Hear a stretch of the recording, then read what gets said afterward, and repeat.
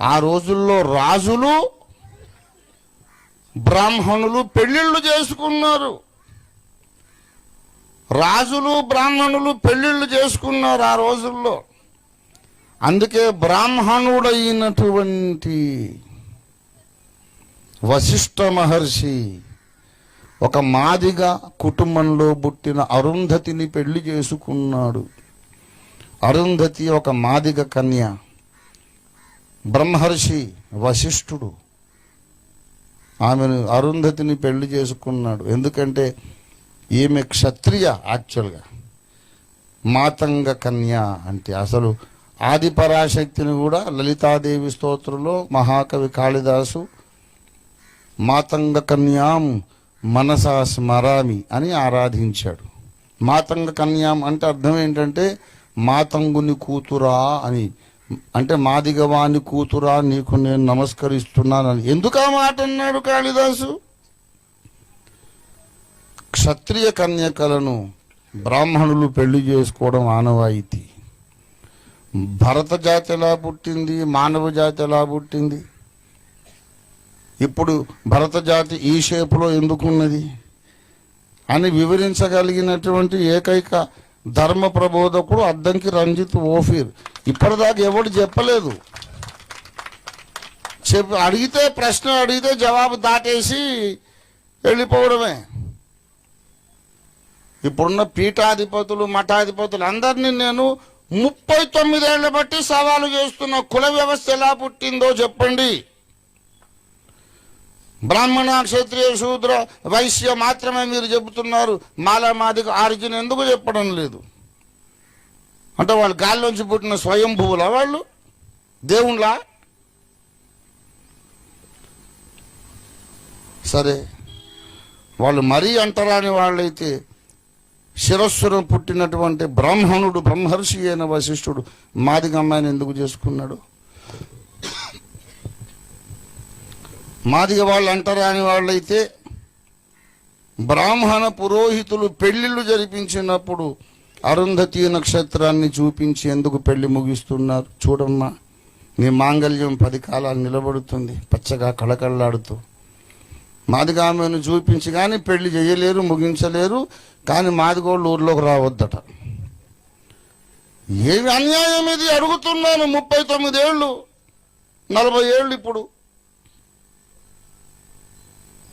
ఎవరైతే రాజకీయము కొరకు మతాన్ని వాడుకోకూడదు అని వ్యతిరేకించినారో, అలాగ వ్యతిరేకించిన ప్రతి ఒక్కరిని కూడా మీ కుటుంబాలు వెలివేస్తున్నాం, ఊరు బయటికి వెళ్ళిపోండి, మీరు ఊళ్ళోకి రావద్దు, బావికి నీళ్ళకి రావద్దు, బడికి రావద్దు, గుడికి రావద్దు అంటరాని వాళ్ళు మీరని ఆ రీతిగా పగదీర్చుకున్నారు.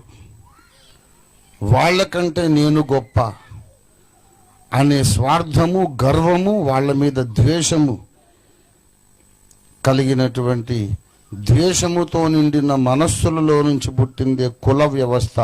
అదే మనువాదము. ఈ ద్వేషం మంచిది కాదురా బాబు అని వాదించిన వాళ్ళందరినీ ఊరు బయటికి వెళ్ళగొట్టేశారు. ఒకప్పుడు రాజ్యాలు ఏలిన వాళ్లను మీరు ఇండ్లు కట్టుకోకూడదు, మీరు గుడిసెల్లో తండాల్లో ఉండాలి, అడవుల్లో ఉండాలి, కూలినాలు చేసుకోవాలి అని వెళ్ళగొట్టారు. ఆనాటి క్షత్రియులుగా వీళ్ళొక వెలుగు వెలిగిన రోజుల్లోనే 100 సంవత్సరాల క్రితం విదేశాలకు తీసుకుపోబడ్డటువంటి మీ బంధువులే ఫ్రాన్స్లో ఉన్నారు. వాళ్ళు ఇవాళ సేమ్ బంజారా భాష మాట్లాడతారు. మిమ్మల్ని తీసుకెళ్ళి అక్కడ ఎత్తేస్తే ఆ భాష మీకు అర్థం అవుద్ది, మీ భాష వాళ్ళకి అర్థం అవుతుంది. 100 సంవత్సరాల నుండి మోసానికి గురై అణిచివేయబడ్డటువంటి బంజారా సోదరులను మళ్ళీ సమాజంలో కలపాలి, వీళ్ళను కోటీశ్వరులను చేయాలని సమకూర్చి ఈ ఉన్నత సంకల్పముతో, ఉద్దేశంతో, ఈ దర్శనంతో, ఈ ప్రేమతో మేము స్థాపించినటువంటి సంస్థ పేరే అగాపే బంజారా మిషన్. మా ఉద్దేశం ఏంటంటే బ్రాహ్మణులు, క్షత్రియులు, వైశ్యుల కంటే కూడా ప్రతి బంజారా కుటుంబం కోటీశ్వరులు కావాలి. ఇది మా ఆశ, మా పంతం. ఊరు బయటికి వెళ్ళగొట్టారు. ఎందుకురా, మీరే వెళ్ళండి ఊర్లో నుంచి. ఎందుకు అంటారా అని వాళ్ళు మేము? ఎందుకు తక్కువ జాతి ఎక్కువ జాతి లేదు బాబు. మనమందరము మానవ జాతి. మనకందరికీ తమ రక్తాన్ని పంచి ఇచ్చిన తల్లిదండ్రులు ఆదాము హవ్వలు ఒక తల్లిదండ్రులు రక్తము పంచుకొని మనమందరము పుట్టాము. ఇప్పుడు నాది ఓ పాజిటివ్ బ్లడ్. బంజారా సహోదరులు కొంతమందికి ఓ పాజిటివ్ ఉంటుంది. మరి మీ జాతి వేరు నా జాతి వేరే అయితే ఓ పాజిటివ్ ఎందుకు ఉన్నట్టు నీకు నాకు? బ్రాహ్మణులకు ఉంటుంది కొంతమందికి అదే బ్లడ్ గ్రూప్, కోమట్లకు ఉంటుంది, క్షత్రియులకు ఉంటుంది, మాదిగలకు ఉంటుంది. అన్ని కులాలలో ఓ పాజిటివ్ ఉంటుంది. వాడు కులం వేరే అయినప్పుడు ఎందుకు ఈ గ్రూప్ ఉండాలి?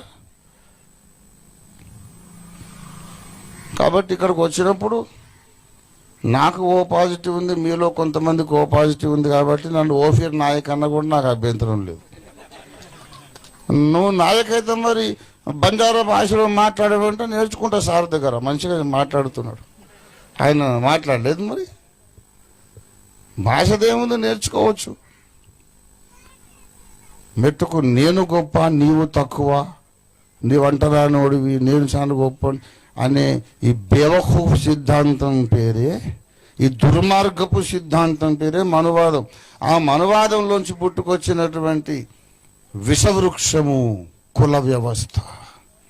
ఆ విషవృక్షంలో ఒక కొమ్మ ఇదిగో మనం అందరం కూడా ఎవరైతే న్యాయమో మాట్లాడేమో అందరినీ దూరం వెళ్ళగొట్టేశారు. ఇప్పుడు కూడా కొంతమంది ఈ కుల వ్యవస్థ ఇదంతా మంచిది కాదండి, మనం కలిసిమెలిసి ఉండాలని బ్రాహ్మణులలోనే కొంతమంది విప్లవకారులు ఉన్నారు. అగ్రవర్ణాల్లో విప్లవ భావాలు కలిగిన వాళ్ళు ఉన్నారు. వాళ్ళ నుండి ఈ కుల వ్యవస్థ మంచిది కాదు, మనుషులంతా ఒకే జాతి అని మాట్లాడేదనుకోండి, వీడు కులభ్రష్టుడు అయిపోయినాడు, భ్రష్టు పట్టిపోయాడు అని చెప్పి వీటిని ఊళ్ళోంచి వెళ్ళగొట్టేస్తారు. అలా వెళ్ళగొట్టబడ్డోళ్ళే ఈ అంటరాని వాళ్ళు, అనబడిన వాళ్ళు. ఉన్నమాట అంటే ఊళ్ళోంచి వెళ్ళిపోమ్మంటారు అనేది సామెత. ఆ సామెత యాక్చువల్గా డిస్టార్టెడ్ ఫార్మ్. అది అంటే కొంచెం దాన్ని మార్చారు, ఒక అక్షరం మార్చారు. ఉన్నమాట అంటే ఊళ్ళో నుంచి వెళ్ళిపోమంటారు కాదు, ఉన్నమాట అంటే ఊళ్ళోంచి వెళ్ళిపోమన్నారు. అది అసలు సామెత. ఉన్నమాట అన్నందుకు ఊళ్ళోంచి వెళ్ళిపోమన్నారు.